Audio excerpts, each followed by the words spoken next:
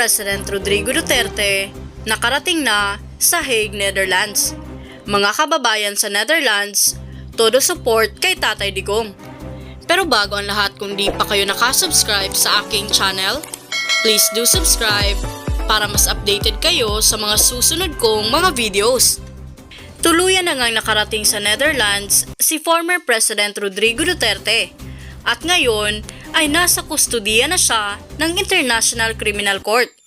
Matatanda ang sapilitang dinala si PRRD sa ICC, kaya naman taong bayan, labis ang inis at galit na dinaramdam ngayon sa pagtatraidor ni BBM kay FPRRD. Lalo pat walang ibang ginawa noon ng dating Pangulo kundi mapabuti ang sambayanang Pilipino. Nakakagalit talaga palangga. Kaya valid lahat yung luha ninyo, yung puot, valid lahat yan. Okay? Habang pinapanood ko yung mga videos, mamaya papakita natin isa-isa, yung iba sa inyo maaaring hindi pa napanood, ay talagang nakakasuka itong pangingidnap kay Pangulong Duterte. Bakit kamo? Mga kababayan, unang-una, kinidnap siya. Then, may ready natin video. Okay, paparinig lang natin sa inyo. Kinidnap nila.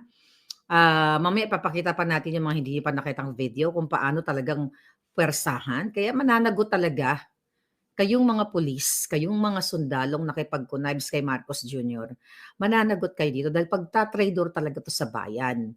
Ang dami na nagpapaliwanag na mga magagaling na abogado, even ang ating kaibigan na si Sas na nag-aral ng international relations, ay may mga nakitang mga loopholes, na nilabag mismo ng gobyerno ng Pilipinas at ang mga pulis ay si Torre, lalo na si Torre, ay nilabag mismo nila hindi lang batas ng Pilipinas, kung mismo ang rules din ng ICC. Dahil nga hindi nila dinala ang sa tamang proseso, iniharap sa ating local court ang ating Pangulong Duterte, di ba? O yung tinatawag na judicial authority or like sa Korte Suprema, pinaliwanag na rin ni spokesman nung tayo nagpuyat ng almost 11 hours. Salamat kasi hindi kayo bumibitaw. Maraming salamat, Iloilo, Davao, Cebu, Butuan, all over the Philippines na po. At all over the world actually, ang nag-gather para ipakita yung suporta kay Pangulong Duterte. Pero gusto ko lang unahin sa ating topic na ito, yung kagaguhan nitong DILG Secretary na si John Vic Remulla na crush ni Lisa Tanas, na nag-aaya na pagka-presidente dahil ay talagang ang pangarap nila nakawin ang pera ninyo, talaga kayong pahirapan. So, nakarating si Pangulong Duterte hindi sa Netherlands, hindi nakasama yung nurse, hindi nakasama yung abogado dahil unang dahilan ay walang visa. Mamaya tatalakayin natin kung ano dapat ang remedyo na ginawa ng gobyerno natin.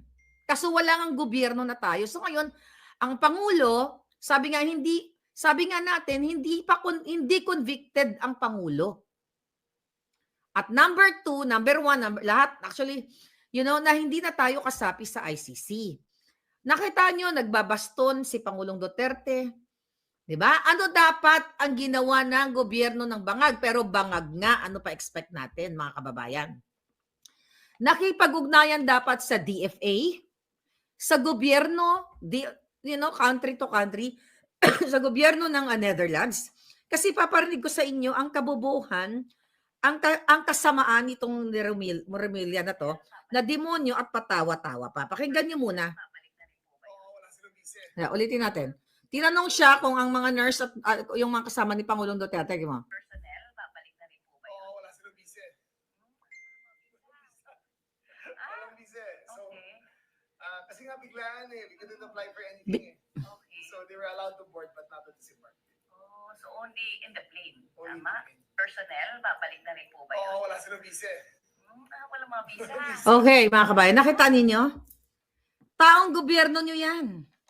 Pinagtatawanan ang nurse at ang abogado ni Pangulong Duterte, biglaan paano sila makaka-acquire ng visa dahil kinidnap nyo, mga putang ina ninyo. Sige nga, hindi ba magagalit? Hindi pa ba kayo gising? Kayong mga pulis at sundalo, tama ba yan? Former President of the Philippines, ano dapat ang ginawa nila, mga kababayan? Ano ano dapat ang proseso na ginawa nila? Sabi ko nga, makipag-ugnayan sa Netherlands sa DFA. Ngayon, mga kababayan, ang pwede sana nilang ginawa ay yung tinatawag na diplomatic request para bigyan ng medical visa o humanitarian visa ang nurse, wala naman kasama si Pangulong Duterte na doctor, nurse. Napakadali lang yon kung makatao itong gobyernong putang inang mga adik na ito. Proseso yan. Hindi lang yan dahil si Duterte siya. Kahit anong bansa, kapag ginawa nyo yan, pag may mga ganyang klase, DFA to yung kanilang foreign affairs ng Netherlands. Imbahada. At ang imbahada, bakit ba tayo may mga imbahada, di ba? Sa Pilipinas, sa iba't ibang bahagi ng bansa para tulungan ang mga OFW, ang mga Pilipino kapag meron silang mga kailangan na mga passport, yung mga ganitong klaseng mga dokumento. Pero bakit pinagtatawanan ng gobyerno? Wala silang visa eh. Hindi ka pa namatay, buha ka ng ina ka. Yan ba matino? Hindi pa ba kayo gising? May proseso. Kahit kriminal, kahit convicted, may proseso. Pangbangag, pang-mafia ang ginawa kay Pangulong Duterte. Nakita nyo na kung gaano sila walang hiya. Ano dapat ang ginawa? Dahil, napakadali lang naman yan online. Dapat mismo ang gobyerno, ang DFA, ang mag-process dahil alam nila on the way na, I don't know, sa end nila Inday Sara dahil, lahat, biglaan kidnap. Yung mga medical documents ni Pangulong Duterte, forward lang yan sa DFA. On the way na sila, yung nurses niya, at mismo yung abogado niya, dahil i-represent siya. Napakadali lang yun. Ganun lang kabilis yun. Isang snap lang yun, mabibigyan ng humanitarian visa or reasonable visa, whatever you call that kind of visa. Reasonable visa para ibigay sa nurse o sa doktor na kasama niya at sa abogado. Pinabayaan nila, mga kababayan, ang Pangulong Duterte na mag-isa doon. Ang lamig-lamig dyan sa Netherlands. Sakita nyo yung ating mga kababayan, naka-double coat sila. Ang Pangulong Duterte naka-plain t-shirt lang. Gusto nilang patayin ng Pangulo. Not gurgur na directly, but gugurguro nila sa sakit. Pwedeng magka-pneumonia ang Pangulo. Ako nga hanggang ngayon.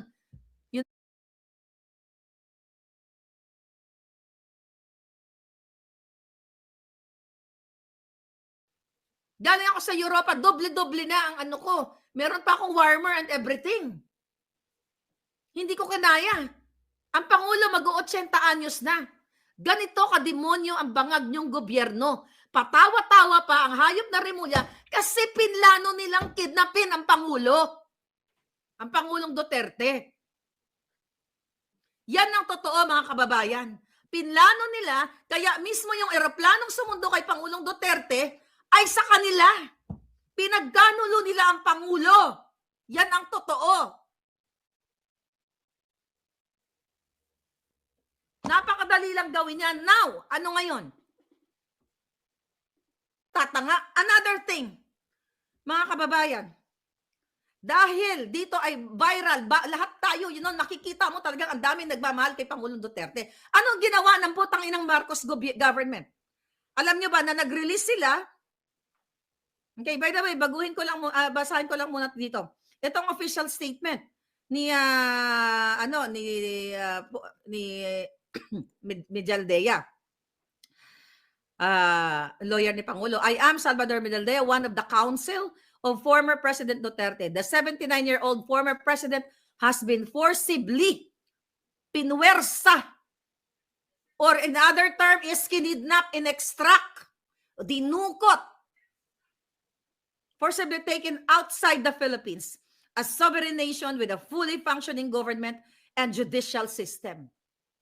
He has not consented to be taken outside the Philippines as his counsel, as the ICC, to ensure the safety of the 79-year-old former president and access to him on immediate hospital confinement and other medical attention as provided under our Constitution and international laws.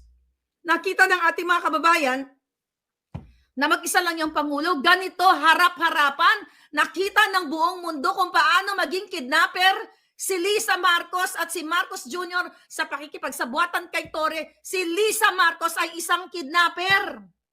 Ulitin ko, bakit kidnapper? Nagpag-kidnap ng 2 bata sa Turkey at haharapin niya lahat yan. Sa darating na panahon, sa tamang panahon, haharapin lahat ng buwakan ng inang yan at magbabayad kayo sa taong bayan. Ngayon, mga kababayan, sabi pa niya ni Mr. E.S. Mijaldea, I do not have a valid visa to enter the Netherlands and require the assistance of the Philippine Embassy as well as the ICC, so I can fulfill my duty as one of his counsel to protect his rights. His accompanying personnel nurse and aide have likewise no valid visa, for which are requesting issuance thereof with assistance of the Philippine Embassy. Ito dapat, and I hope, dahil kararating lang, ito dapat right away, anong oras, although gabi na dyan, no, sa Netherlands. Dapat first hour in the morning, mamaya pagising nyo dyan sa Netherlands, ma-issuehan ng visa yung nurse. Hindi ko alam kung ibinalik pa sila, may update. Wala akong update eh. Kung naibalik, mag-comment kayo dyan kung nasaan yung mga nurse. Baka ibinalik nila kasi sa patawa-tawa ni John Vic.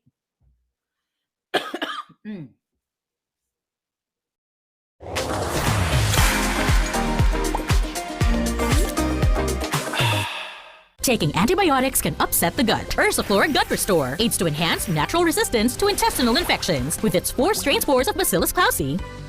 Care for your gut. Ursaflora Probiotics. Mahalagang paalala, ang Ursaflora Gut Defense at Ursaflora Gut Restore ay hindi gamot at...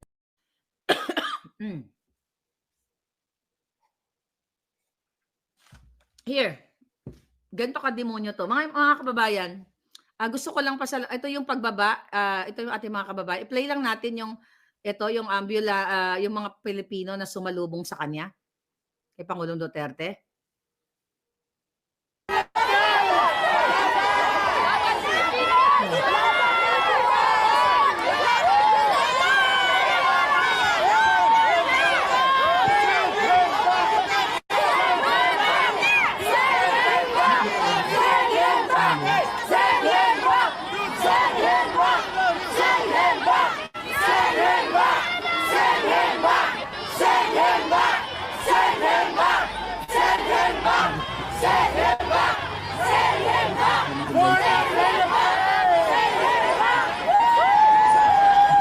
That's good. All right. Ito ang in-interview natin kababayan. Send ba ang sigaw nila? So please send him back to the Philippines. Dali. From the start. Bakit po ba? Malaman po bakit ka nandito. In English po. We are so sad that they bring our president here because he doesn't deserve this. He doesn't deserve to be in jail. He's the best president in the Philippines. Yes. And how do you feel seeing him going to jail? We are so sad. We don't want him to be here, to be in jail. We don't want that. So please send him back to the Philippines.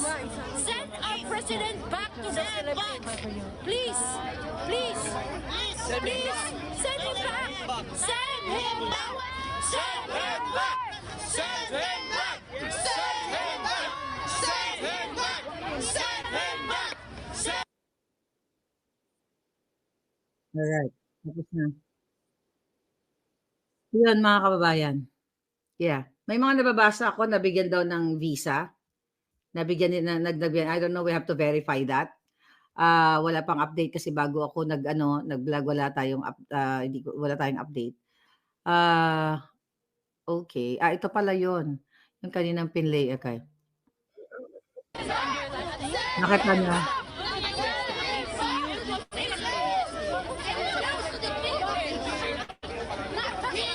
Yeah, that's good. Okay. Remove natin. Okay, remove. Remove, please. So ngayon, mga kababayan, well, meron na? Okay, good. Okay. Kagabi, kailan ba yun? Kahapon, nag-usap kami ni Spoke Sari, na, nagbibigay siya ng positive message na talagang kung susundin, even yung rules ng ICC, ay makakauwi ang Pangulong Duterte sa Pilipinas. Kaya huwag kayong tumigil. Yung mga nangyayaring ito, hindi ito, kumbaga, hindi lang ito nangyari dahil, mapunta lang sa kawalan. May mensahe ito lahat sa inyo. Dahil kayong mga pulis, harap-harapang nilabag nyo ang karapatan ng Pangulong Duterte. Pinakita nyo na sumusunod talaga kayo kay Lisa Kidnapper, kay Torre Kidnapper.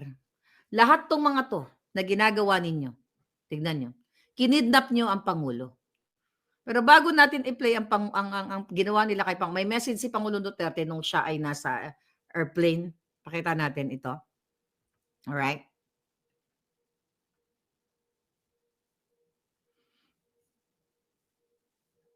I know, not the one, I think. Yeah, that one. Okay, tignan natin.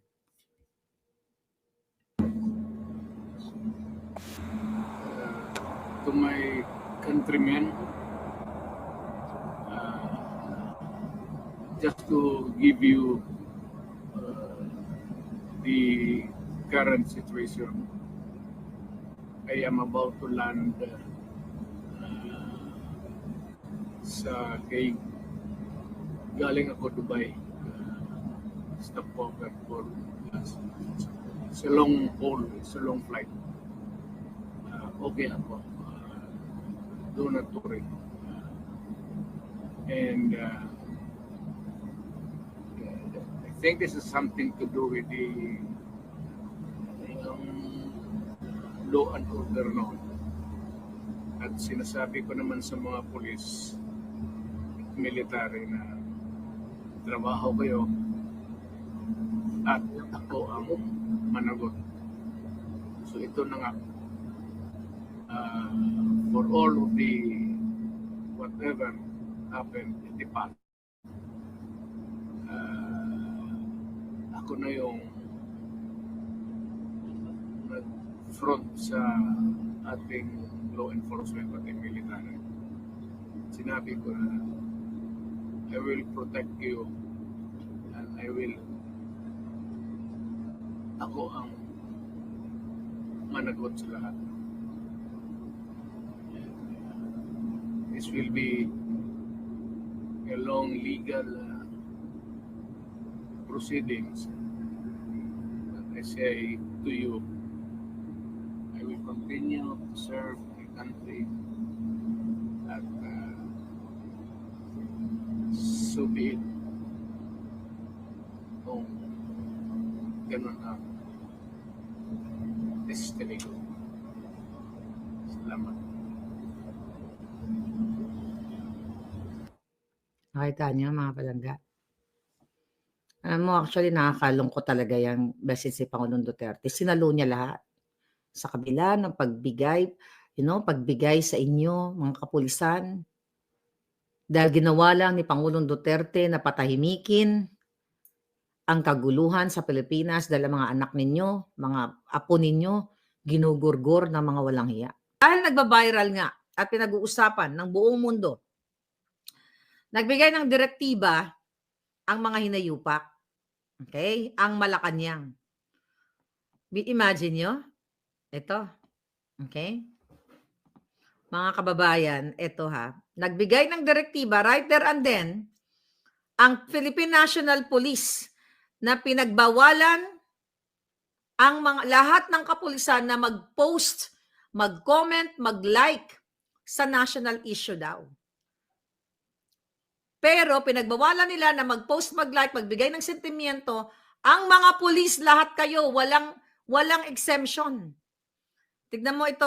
Ito, I believe nakita nyo ng iba sa inyo. Nakita nyo na yan, di ba?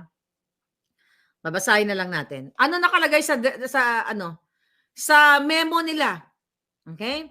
reference, okay, to reference memorandum from this office dated March 11 with subject, okay, ano to, PRO, teka, masyadong ano to, with subject and labo. Ito pala sabi niya, okay.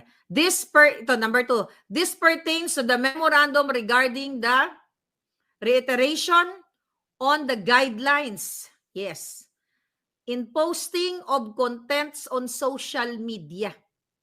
Nire-reiterate nila, pinipilit nila na pagbawalan kayong lahat ng mga pulis, yan ang kalayaan ninyo. Pinapatay yung kalayaan ninyo, sumusunod pa rin kayo? Martial law na nga, sabi ng mga kababayan natin.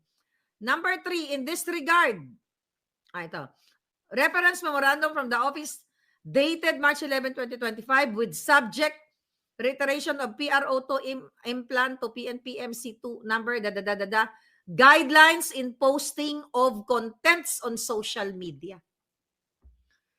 Pinipigilan kayo pa na, wag i-post si Pangulo Duterte, wag makialam sa issue ng gobyerno. Imagine nyo, sabi ni Gina Cabosas, impeach. Bangag. Hindi impeach, lumabas kayo. Mag-people power kayo, kayong mga talagang dapat, yung mga pulis, manindigan kayo, sinusuppress ang kalayaan ninyo. Diba? Inciting to whatever ba yan? Hindi. Kayo pinigilan kayo, sabi in this regard, you are once again directed to remind, once again, kasi paulit-ulit sila, binibigyan ng direktiba, to remind your personnel, excuse me, to refrain from sharing, commenting on national issues, and direct to the following named personnel to explain in writing for violating the said policy. Tignan mo, sino mga pinatawag? Si Patrolman Steve Palunday, Patrolman Albea Cambay, medyo malabo lang, PMSG Shermay Dagiyag, Patrolman Alexander Andal, Patrolman John Paul Casbillo. Saan yan? Office Unit, taga Isabela, taga Santiago, dalawang taga Santiago, RMFB2, NVPPO, I don't know kung saan yan. But anyway, pinagpapaliwanag, ang message nga dito sa nag-send sa atin, sana po ay umabot ito sa social media dahil gusto din namin, galing sa pulis, dahil gusto po namin marinig ng iba ang boses namin. Sadyang nakakatakot lang po kasi trabaho namin ang nakataya. Maraming salamat po at makakaasa po kayo sa buong suporta namin. Lalo kaming may maliliit na ranggo sa Hanay. No! Mag-speak up kayo. Wag niyong hayaan isuppress kayo. Tingnan mo mga palangga, ito yung mga in-screenshot. Ayan yung mga pulis na nag-post dahil ang sabi na sinishare nila yung we stand with PRRD, solid PRRD. Personal nila yun. Yun yung nararamdaman nila na yung dati nilang commander-in-chief. Ayan mga kababayan. Yan yung mga pangalan na papeles yan na naka-attach doon sa memorandum nila. Papers yan, yung mga post ng ating mga pulis. Manindigan kayo. May isa daw na bumitaw sa pagkaswat. Hindi lang yun, lahat ng departamento. Although dalawa pa lang, halos lahat siguro ng departamento. Although dalawa pa lang yung hawak natin dito na sinend sa atin, kasama na dito ang Civil Service Commission. Look at that. Binigyan din ng memo ang Civil Service Commission. Alright? So, ano nakalagay dito, mga kababayan? Alright. May inano silang batas. Section 55, political activity. No officer or employee in the civil service, including members of the armed forces, shall engage directly or indirectly in any partisan political activity or take part in any election except to vote. Diba? Ano ba? Nag-rally ba ang mga pulis? Nagbigay lang sila ng sentimiento nila at nag-share lang sila ng kanilang support. Hindi naman sila nag-organize ng kung ano pa man. Pero kung kayo ay mga pulis na nakakarinig nito, kayo mga taong gobyerno, anong sabi dito nila? Nothing herein provided shall be understood to prevent, sabi niya, any officer or employee from expressing his views on current political problems or issues or for mentioning the names of candidates for public office whom teka na, article pala to. So nakalagay dito nakalagay dito sa section 55 na pinakita nila dito sa letter nila sa Civil Service Commission. Okay? Alright. Mga kababayan, na nakasulat dito, nothing herein provided shall be understood to prevent any officer or employee from expressing his views on current political problems. Nakay dito na hindi nakasulat na binagbabawalan ang political views o yung sentimiento tama ba? Doon sa kasalukuyang problema sa politika or issues or from mentioning the names of candidates for public office whom he supports. So hindi bawal sa batas na sasabihin ng mga nagtatrabaho sa gobyerno, katulad ng pulis, ng AFP, na sasabihin niya na sinusuportahan ko si Duterte. Pero ngayon, ang PNP, ang Lisa Tanas Bangag Administration, ay nagre-release ng memorandum sa lahat ng taong gobyerno para pigilan ang kanilang malayang pagpapahayag, malayang pag-express ng kanilang suporta na tinatayuan nila ang Pangulong Duterte dahil may utang na loob sila dahil dinoble ang kanilang sweldo.